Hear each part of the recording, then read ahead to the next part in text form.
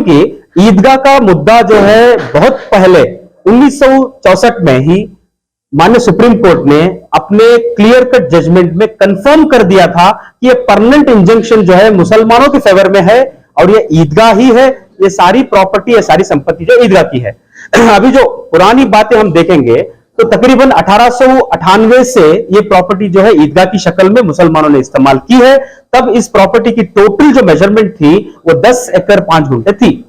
बाद में वो जो अभी बची हुई जो प्रॉपर्टी है सर्वे नंबर 40 ऑफ गुट्टल्डी की जो विलेज सर्वे नंबर है, उसमें सिर्फ 2 एकड़ 5 गुंठे बची हुई है, जो कि सिर्फ और सिर्फ ईदगाह की प्रॉपर्टी है। अब तो बाकी प्रॉपर्टी क्या हुई? बाकी प्रॉपर्टी जो जिस तरीके से इस्तेमाल किया गया था उसके बदले में दूसरी जगह पर जो है ईदगाह को दूसरी जगह पे जो है कब्रिस्तान को जो है बनाया गया है, ईदगाह को सिर्फ यहां पर रखा गया है। तो हम ये देखना है कि 1898 से लेके 2002 तक भी ये प्रॉपर्टी मुसलमानों के कब्जे में सिर्फ और सिर्फ नमाज, ईदगाह की नमाज के लिए, ईद की नमाज के लिए इस्तेमाल की गई है। अब रही बात ये लिटिगेशन कैसे शुरू हुआ? शुरू होता है 1955 में तकरीबन, कि पहली बार जो है यहां पर उस वक्त बेंगलुरु सिटी म्युनिसिपल कॉर्पोरेशन हुआ करती थी, उन्होंने जो है यहां पे गुस्ताखी की कि वहां पे जो है वो जगह को मिसयूज करने की कोशिश की किसी ना किसी वजह से। तो उस वक्त के यहां पर जो काजी साहब थे उनको मैनेजर काजी करके अंग्रेजों ने अपने जो एविडेंस में लिखा है, अपने डॉक्यूमेंट्स में लिखा है, उनको जो है हम आज की जुबान में मुतवल्ली कह सकते हैं।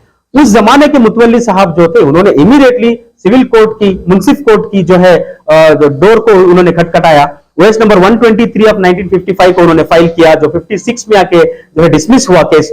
फौरन उन्होंने उसी 56 में जो है regular first appeal principal city civil court Bengaluru के सामने उन्होंने रेगुलर फर्स्ट अपील फाइल की, जिसमें जो जजमेंट आया आज तक वही जजमेंट कायम है। इसके खिलाफ कोई भी जजमेंट अब तक नहीं आया था।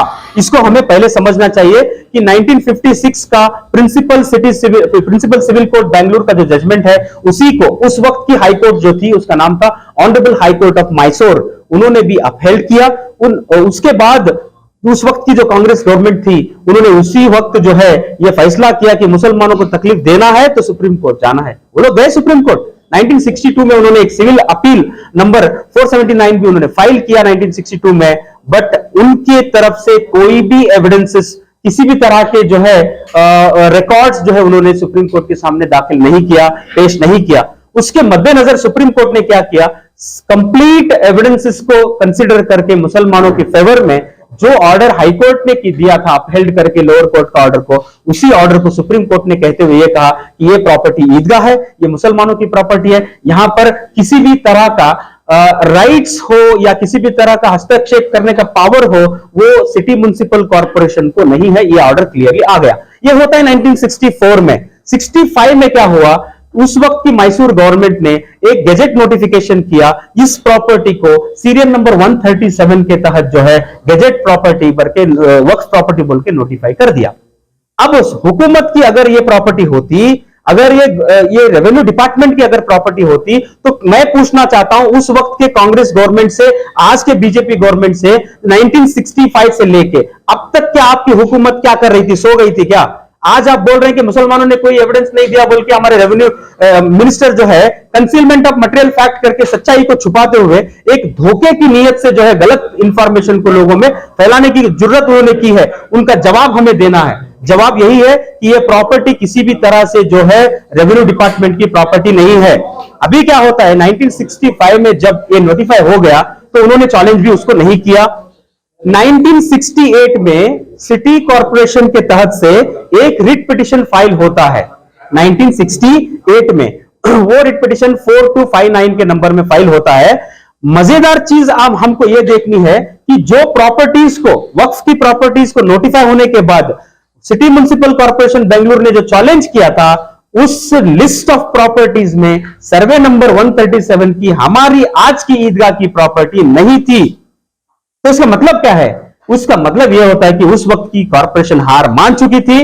सुप्रीम कोर्ट के जजमेंट को वो सर आंखों पर रखते हुए, उसके सामने सर झुकाते हुए सुप्रीम कोर्ट के जजमेंट को जो है सर्वोपरि मान के उन्होंने जो है उसको एक्सेप्ट कर लिया था। बावजूद उसके भी यह होता है कि डिविजनल बेंच के सामने जो म्युनिसिपल सिटी कॉर्पोरेशन उस जमाने की बेंगलुरु की जो फाइल किया था रिट पिटिशन 68 में, जबकि ये प्रॉपर्टी नहीं थी, दूसरी प्रॉपर्टीज थे, वो रिट पिटिशन भी डिसमिस हो गया है। ऐसा नहीं कि वो रिट पिटिशन अलाउ हो गया, ऐसा नहीं है, वो भी डिसमिस होता है। तो कब डिसमिस हुआ? 1968 में डिसमिस हो गया। होने के बाद भी जो है किसी भी तरह के हरकत ना बीबीएमपी या उस जमाने के कॉरपोरेशन ने की, ना उस जमाने के हुकूमत मैसूर जो थी, जो रियासत मैसूर थी, उन्होंने भी नहीं की। उसके बाद क्या हुआ? कर्नाटका एकीकरण हुआ, इसको कर्नाटक नाम मिला। जब गवर्नमेंट ऑफ कर्नाटका बनी, गवर्नमेंट ऑफ कर्नाटका बनने के बावजूद आज तक भी जो है किसी भी तरह के एफर्ट्स गवर्नमेंट के तरफ से नहीं हुए।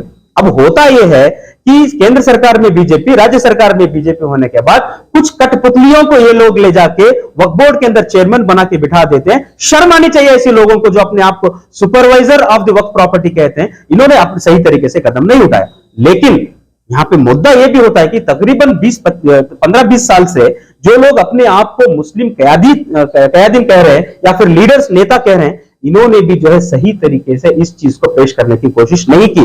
एक फैक्ट्स एंड फिगर्स को रखते हुए इस चीज को पेश नहीं की।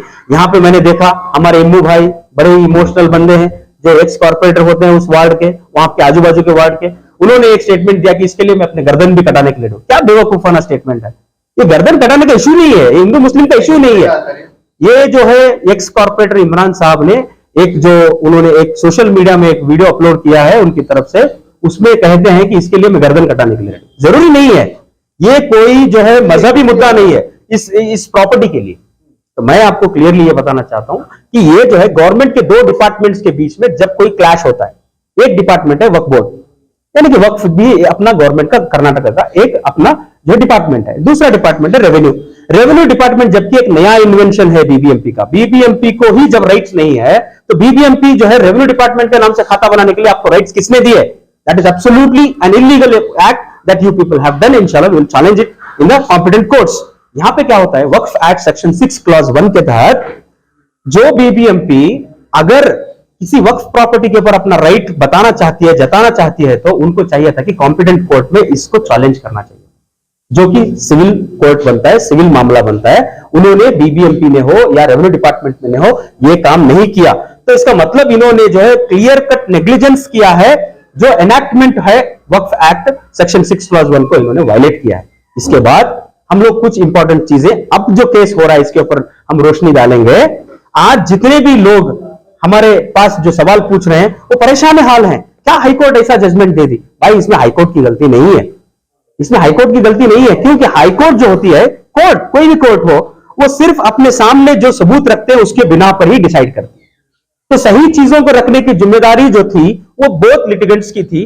बोथ लिटिगेंट्स यहां पर जो है क्लीन हैंड से नहीं गए होंगे, नहीं चीजें साफ रखे होंगे। इसके वजह से जो है यहां पे क्या होता है कि सिंगल बेंच पे डब्ल्यूपी में एक ऑर्डर आता है स्टेटस को मेंटेन करो, जब वो लोग इमीडिएटली जाते हैं डिविजनल बेंच के सामने।